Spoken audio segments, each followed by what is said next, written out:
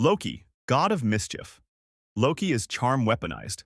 He lies with a smile, improvises under pressure, and still keeps circling back to one need, to matter, especially in Thor's shadow. That mix of danger and vulnerability is why people love watching him. His death is brutal because it is not heroic or grand. It is a warning. On the ruined Asgardian ship, Loki tries one last play, a fake surrender, a hidden blade, a quick strike aimed at Thanos' throat. Thanos barely reacts. He catches Loki mid-lunge, lifts him like he weighs nothing, and closes both hands around his neck.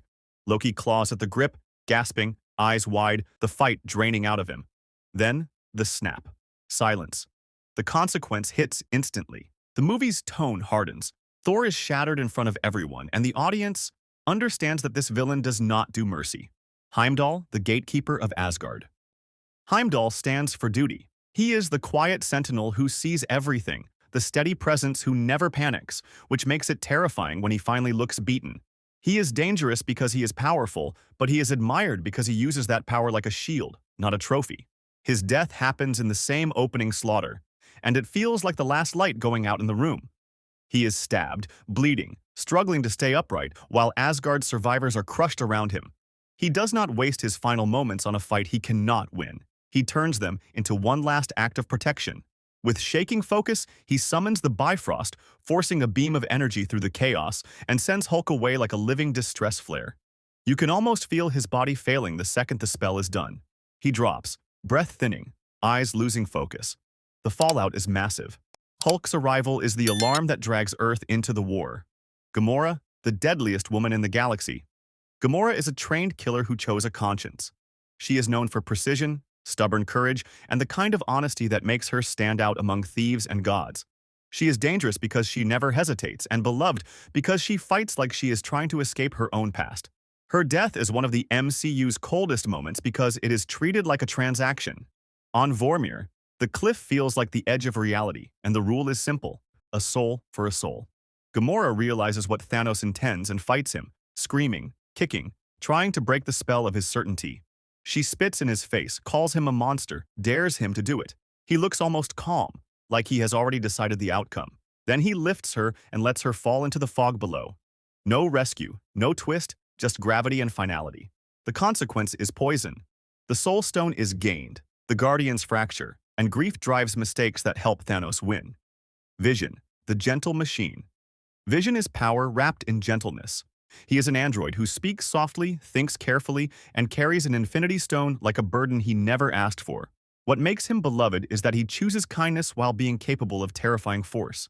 His death is cruel because it happens in layers, like the universe insists on twisting the knife. In Wakanda, Vision is already wounded and fading, and Wanda faces the impossible. She holds him close, apologizes, and destroys the Mind Stone herself, killing him with her own power. For a heartbeat, it feels like she saved the world by breaking her own heart. Then Thanos steps in and rewinds time like it is nothing. Wanda's sacrifice unravels in seconds. Vision returns just long enough to understand what is happening, just long enough to look at her. Then Thanos drives his hand into Vision's forehead and tears the stone out. Vision collapses, empty. The fallout becomes a crater. Wanda's grief doesn't end. It becomes a force that reshapes reality. Pietro Maximoff, the human shield. Pietro is speed and swagger, the guy who talks like he is invincible because he cannot stand feeling powerless again. He is popular because he is chaotic and funny, and dangerous because he can end a fight before it begins.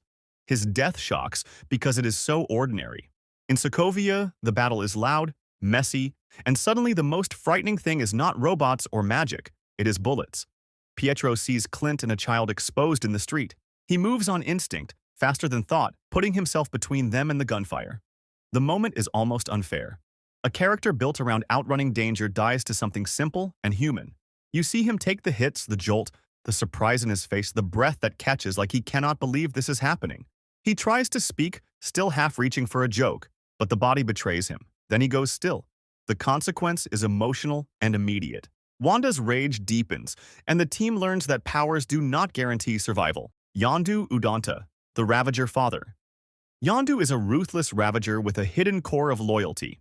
He acts tough because softness costs, but he stands for the kind of love that shows up late and still matters. He is dangerous because he is feared, and beloved because he is, in the end, a father figure who chooses redemption.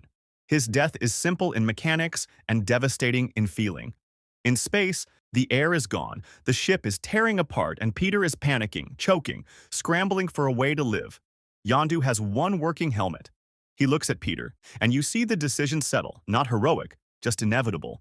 He puts the helmet on Peter and seals it, forcing survival onto him. Then, Yondu holds him close as the cold bites in.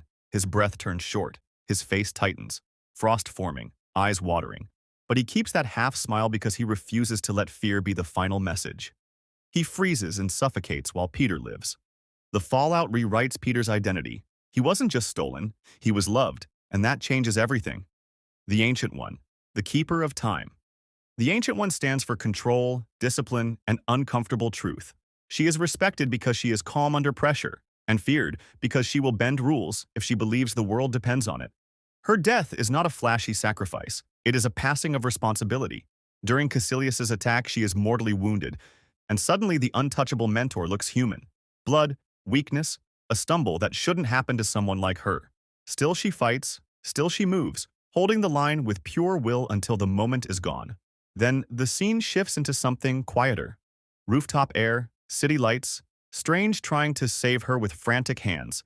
She doesn't let him. She speaks with that calm authority, almost gentle, telling him that he keeps looking for permission because he is afraid of being wrong. She fades, as if she chose the timing, slipping away without panic. The fallout is immediate. Strange is forced into leadership and Mordo's faith cracks because he learns the rules were never as clean as he believed. Odin, the king who runs out of time. Odin is legacy. He is the weight of an empire, the father of Thor, the maker of myths, and the keeper of secrets that shaped Asgard's glory and its guilt. His death unsettles because it is quiet, and quiet in the MCU usually means something is about to break. On the cliffs of Norway, Odin looks tired in a way no battle could fix. He speaks like a man trying to set his sons on a path before the ground disappears under them. Then his body begins to dissolve, not violently, but like dust carried by wind. A king, fading into the world he ruled. Thor and Loki can only watch. There is no enemy to fight, no armor to raise, no last strike to block. Time wins. And the moment he is gone, you feel the air change. Because Odin's death is also a lock opening, the consequence is catastrophic. Hela is released, Asgard loses its anchor, and Thor's story shifts from family tragedy into apocalypse. Hela, goddess of death. Hela is conquest with perfect posture. She is confidence sharpened into cruelty, and she is dangerous because she doesn't just fight, she dominates. People love watching her because she feels inevitable, like a storm that learned to talk. What makes her death different is that nobody truly beats her. In Asgard's shattered palace, she cuts through armies, shatters weapons, and treats gods like they are made of glass. Thor realizes the truth too late. As long as Asgard stands, Hela's power keeps feeding. So the solution becomes unthinkable. Ragnarok is unleashed on purpose. Surtur rises, enormous, molten, the end of the world given shape.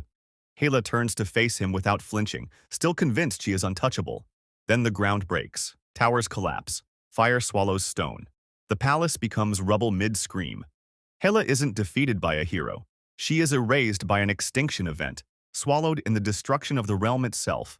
The fallout is exile. Asgard becomes refugees, and that vulnerability becomes the perfect opening for Thanos to strike. Eric Stevens, the Wakandan usurper.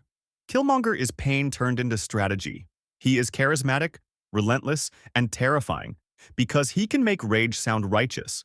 He is known for scars that look like a ledger and for a worldview that turns history into a weapon. His death is memorable because it feels like a choice, not a loss. After the final fight, T'Challa disrupts his suit and stabs him, and the unstoppable revolutionary finally slows. You see the defiance in his eyes, but also something like relief, as if the end was always part of the plan. Shuri offers to save him. He refuses. He would rather die than be confined, even in a beautiful prison. He pulls the blade out himself, choosing pain as proof he still owns his fate. Then he asks to be taken outside, to see the sunset, to feel freedom in the air for one last breath.